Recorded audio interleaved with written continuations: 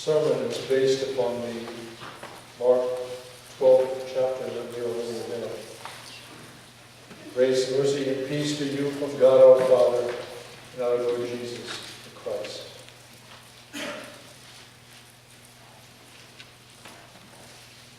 Today's lesson, in many ways, is a lesson in contrasts.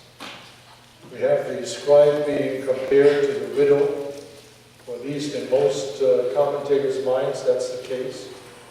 So let's take a look a little bit at the description that Jesus has of the scribes, the rich people. And he sat down opposite the treasury and watched the people putting money into the offering box. And I started too late. Let me go back to verse 38.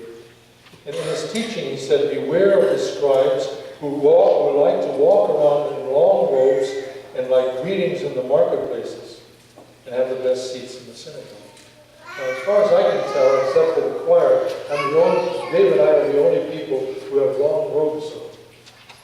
And the long robes were worn by the scribes to tell the people around them that they were rich enough and powerful enough that they didn't have to do any work.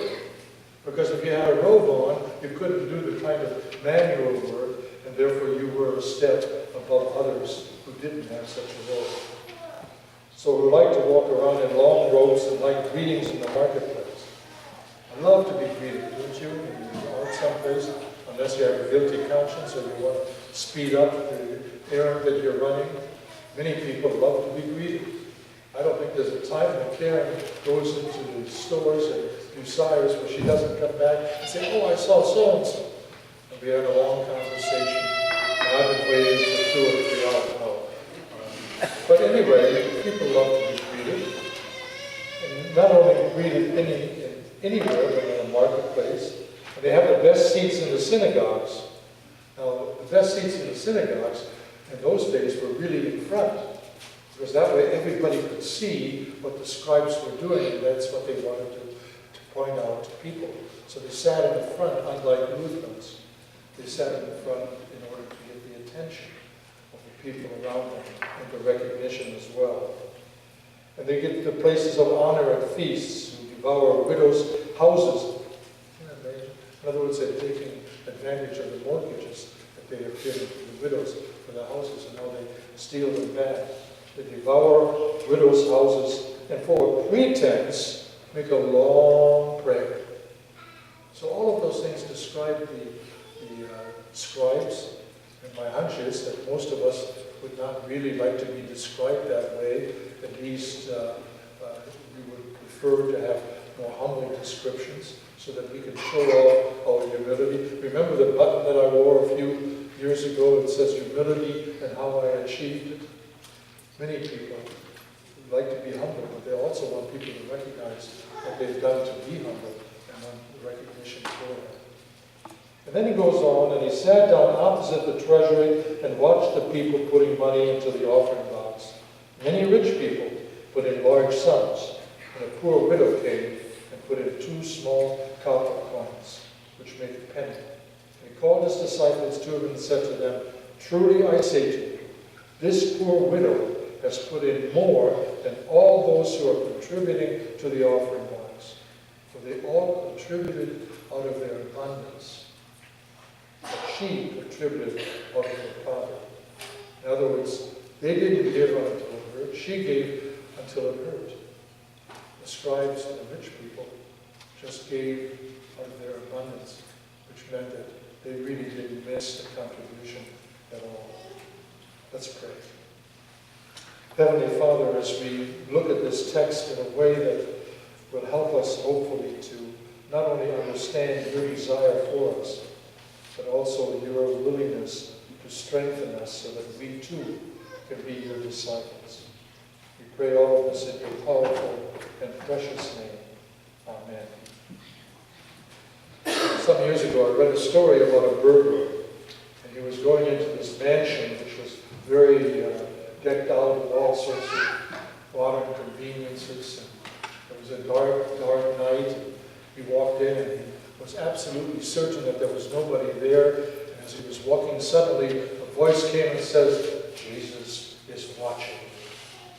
Jesus is watching you. And it startled him and said, what? He moved, take another step. Jesus is watching you. Jesus is watching you. And just as that second time, at that second announcement, he noticed that there was a parrot cage in the corner. There was a parrot in there. And he walked up to it and said, are you the one who is saying Jesus is watching you? The parrot said, yes, I am.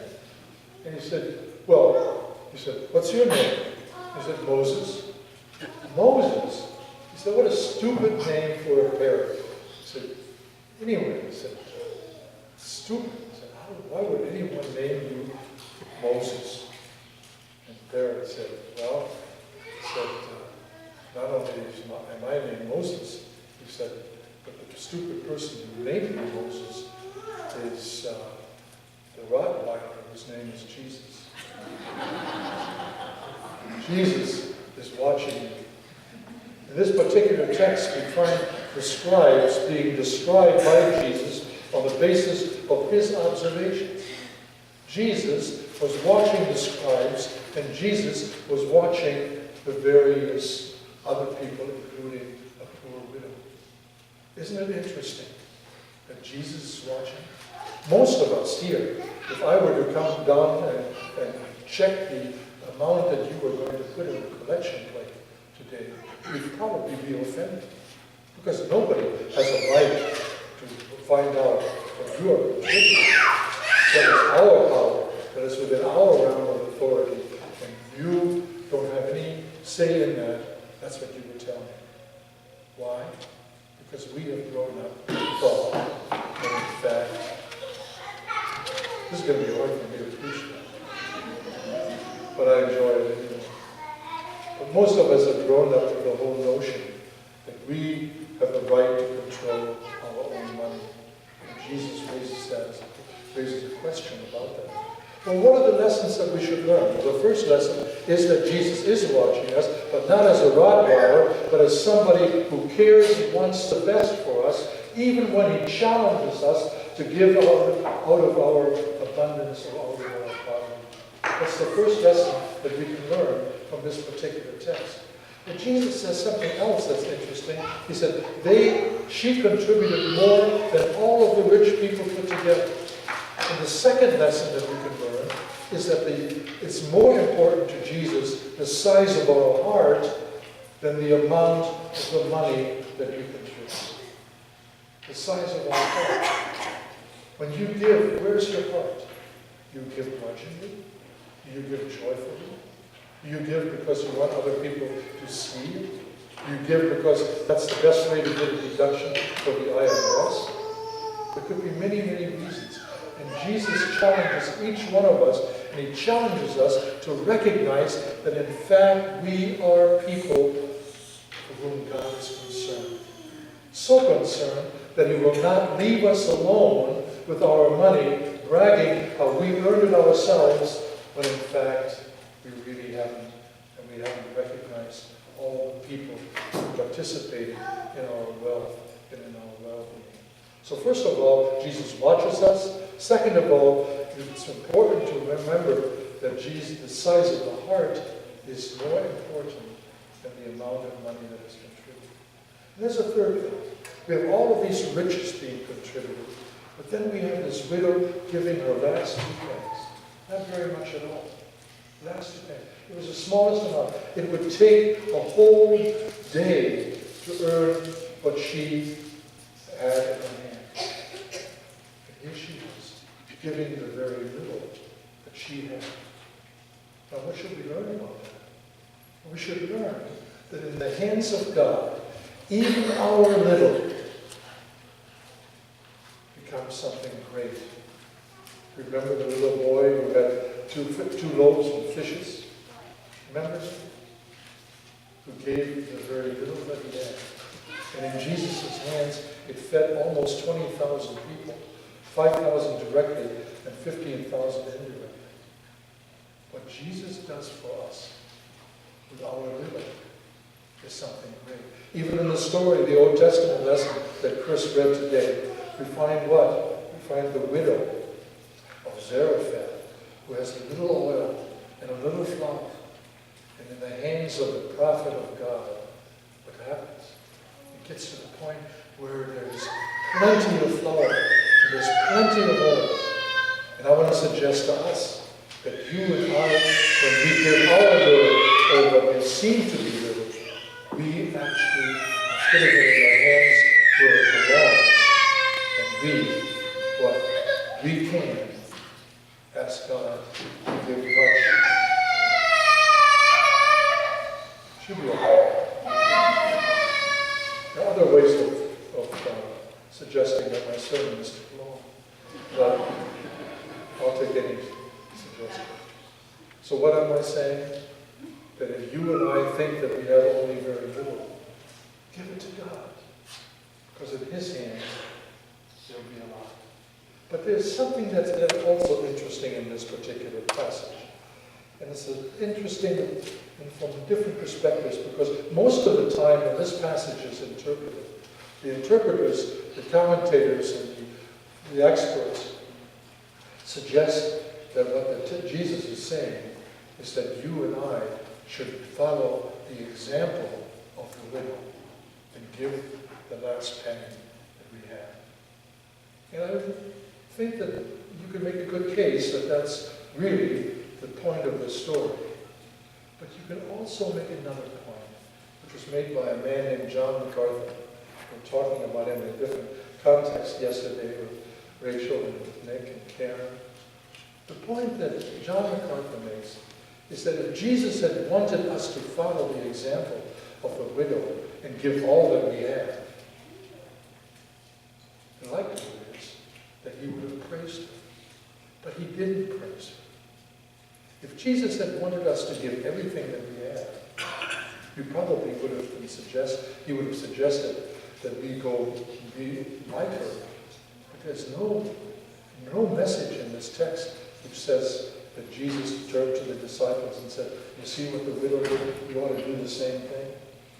The fact is that the woman, the widow, is used as an example at all. There's no praise given to her by Jesus. There's no salvation promise. There's not even a thanksgiving. Jesus is pointing out something else. What I want to suggest to us, what John MacArthur challenged me to think through, is that you and I, when we see the widow, ought to remember that this particular text is within the context of the scribes. And how are the scribes described? They're described as taking advantage of the system, taking advantage of the widows. They devour the houses. They take all of these things away from the widow, and then they challenge the widow to come in and give the last penny that she has. The corruption of the system, Jesus is pointing out. He's pointing out to us that the religious system can easily be corrupted to meet our own needs and desires, so that we come across looking like the good guys, the good people, when in fact Jesus is telling us the opposite. That the scribes are the ones who take advantage of the vulnerable, the widow. There's no challenge in Scripture except in one place that I can think of. There's no challenge for us to give up everything. And that challenge was given to the rich young ruler when he said that he'd already fulfilled all of the commandments. And now was challenged by Jesus to sell everything that he had so that he could become what? The disciple of Jesus. The only time that you and I are challenged to give everything that we have is when we are in a place where we think that whatever we have, we've earned, it's ours, it's good for us to keep, and we act as if we are the owners, when in fact God points out again and again and again that everything that we have comes from God, and we ought to live that way.